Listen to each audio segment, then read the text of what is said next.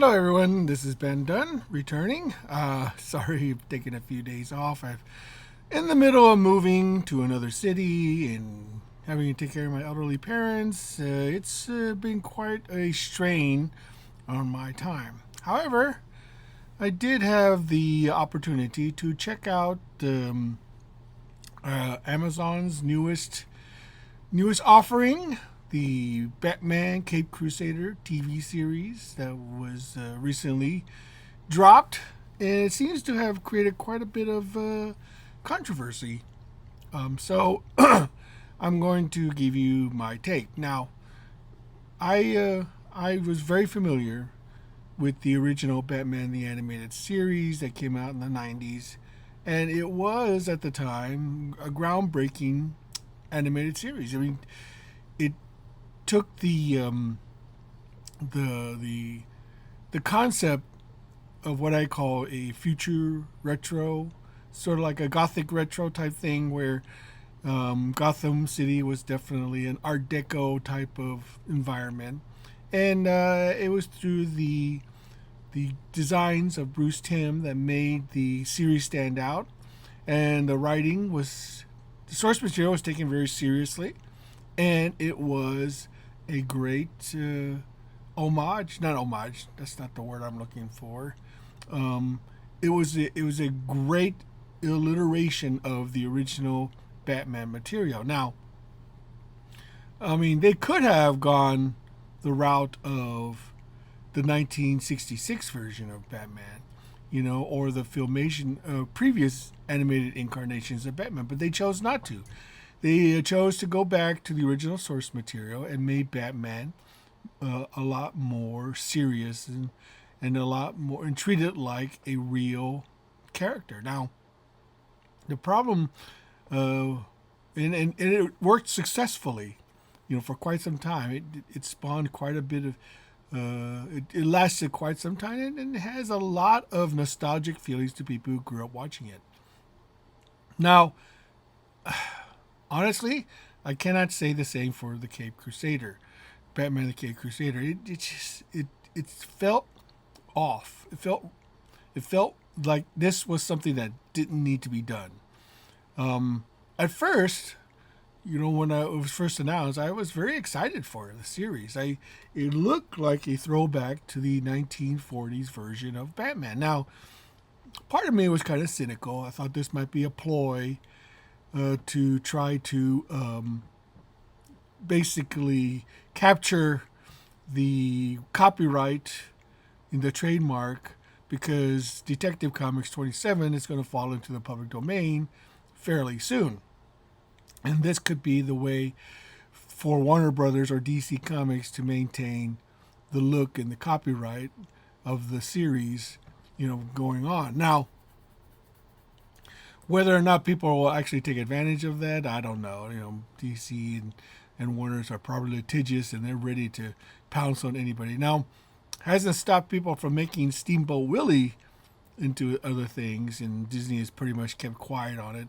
I think they're content to just letting it go. I don't know if Warner Bros. Is the same way, because Batman is definitely the face of Marvel, of DC and comics for the most part. So, what was it about this series that? I only watched the first episode, and I tell you, it just felt off. They didn't try anything really new. The animation looked fairly cheap in comparison to the original Batman the Animated Series. The opening credit was pretty good. It definitely draws you in. My question is why they set it in the 1940s. Now, like I said, part of me felt like the series, is a attempt to capture the golden age version of Batman. And if this was supposed to be a golden age version of Batman, how does that fit within the canon of the regular Batman? Are we to say that Batman, the current Batman, has lived, since the 1940s for the last 80 years or so? Right now, if that were true, he'd be like over 100 years old right now. So what was this attempt to be? Is this supposed to be some sort of it's an Elseworlds Batman, a different world, different version of Batman. I don't know. I don't know what the reasoning was. My own personal feeling is that they should have just kept it in the modern age, kept the original, the Batman animated series. I mean, this is nostalgia that's not been thought out carefully, in my opinion. Unlike X-Men '97, which was a definite nostalgic, spiritual sequel to the original X-Men animated series, this, however, falls, I think, a little flat, on its face. It just didn't seem like it was very well thought out. This could be the death knell or the swan song for the so-called, DEI woke agenda, because there's plenty of it in here. As much as they'd like to think that this is a Batman series, it really wasn't. It just didn't feel it. It didn't seem like it. It just wasn't really, Batman seemed to play almost a second string character in his own series. We are asked to believe that this is supposed to be the 1940s. Now, they didn't explicitly say this was the 1940s. This could still be, some sort of alternate version of the 1940s, and I'm perfectly willing to accept that. But even if you were to accept that, it seemed like it wasn't, it wasn't realistic in its portrayal of that era. Now, I understand that you're trying to, but there are ways of including it. They could have had characters of color that actually played an important role in Batman. Perhaps maybe, a worker or a policeman who may have been a person of color, who could have been helping Batman all along. I mean, there could have been lots of ways to incorporate, people of diversity and color into the series without having to destroy actual historical context. Now, be it far from me to say anything about it because I'm not the writer. All I know is what I see. And right now, I'm not very impressed by the series so far. I've only seen the first episode. And while it was, I thought it was fairly well done, it seemed like there wasn't anything new or different about it. If it would have been really simple, in my opinion, had they just taken the original Golden Age stories, and adapted them. There's plenty of good source material there.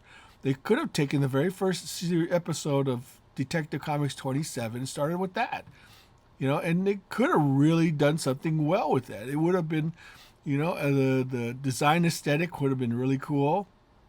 Had they gone hard on the Golden Age Art Deco sensibility, I mean, it could have been an outstanding series.